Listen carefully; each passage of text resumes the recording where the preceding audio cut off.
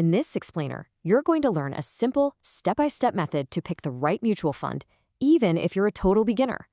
If you've been freezing up trying to figure out where to put your money, well, you're in exactly the right place. We're going to completely cure your choice paralysis today.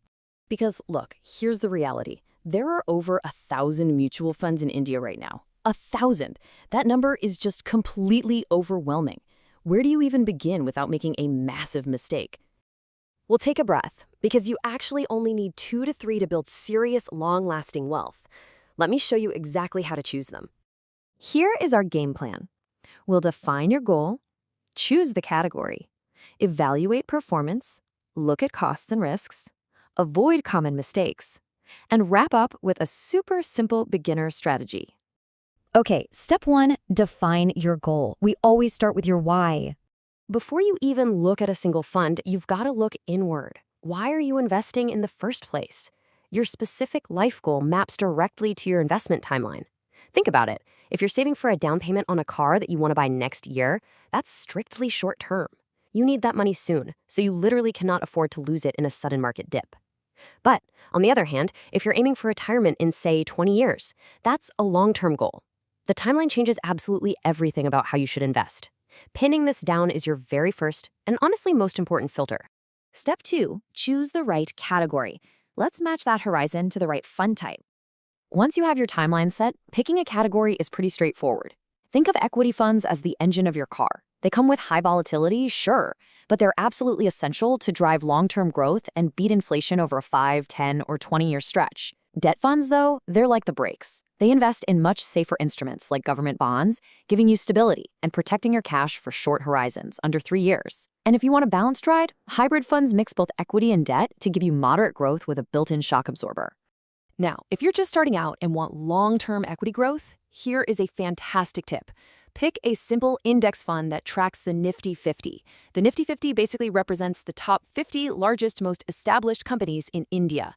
By picking a fund that just mirrors this list, you're getting incredibly broad market exposure. You're essentially betting on the whole economy growing. It's an amazing starting point that completely takes the stress out of trying to pick individual winning stocks.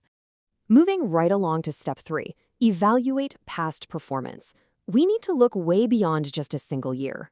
When checking a fund's history, please never judge it by just the last 12 months. You really want to see how it acts in a market crash, not just when everything is booming. Consistent performance over a 3 to 5 year cycle is always, always better than chasing the highest returns from one lucky year. It's the classic tortoise and the hare, right? A fund that spikes 50% in a bull market but crashes 60% in a bear market, that destroys your wealth.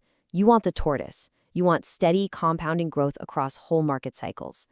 So how do you know if those returns are actually good? You compare them to a benchmark index. Think of this benchmark like par in golf. Every fund has a designated par score it's trying to beat.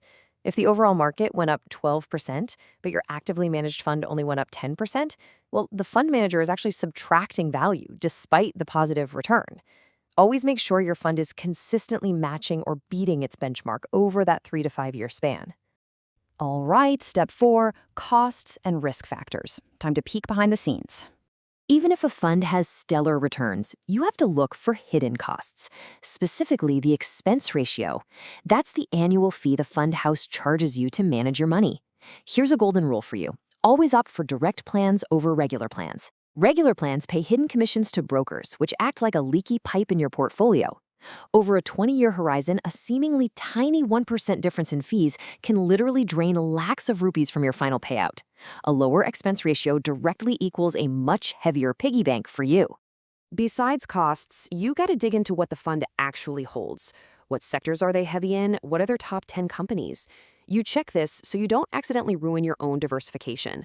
A super common trap is buying 4 or 5 different mutual funds, thinking you're being safe and diversified, only to realize all 5 are heavily invested in the exact same banking and tech stocks. Knowing what's inside the fund ensures you avoid putting all your eggs in one highly concentrated basket. Step 5. Avoid common investing mistakes. Basically, what not to do.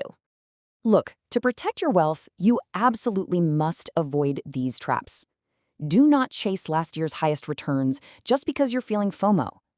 Never invest based on random hot tips from social media or your uncle at a family gathering. Do not ignore those expense ratios we just talked about. And finally, resist the urge to switch your funds every time the market dips or a shiny new fund makes headlines. Investing is a marathon. Constantly shifting gears will just exhaust your portfolio and rack up unnecessary taxes and fees. And finally, step 6, a simple beginner strategy. Let's look at actionable steps you can take today. If you're still feeling a bit overwhelmed, let's just strip away all the complexity right now. Step 1, start with just 1 or 2 index funds. Honestly, that is all the foundation you need. Step 2, set up an SIP, a systematic investment plan. This automates everything, pulling a set amount from your bank every month, no matter what the market is doing. It totally removes human emotion from the equation. And step 3, just don't touch it. Stay consistent and let compounding do all the heavy lifting over the decades. I really want to leave you with this core principle. Clarity beats complexity in investing. Choosing the right fund isn't about searching for the mythical absolute best fund out there. That fund doesn't exist. It's entirely about finding the fund that perfectly matches your personal life goals, your specific risk appetite, and your unique timeline. Keep it boring, keep it consistent, and your future self will thank you.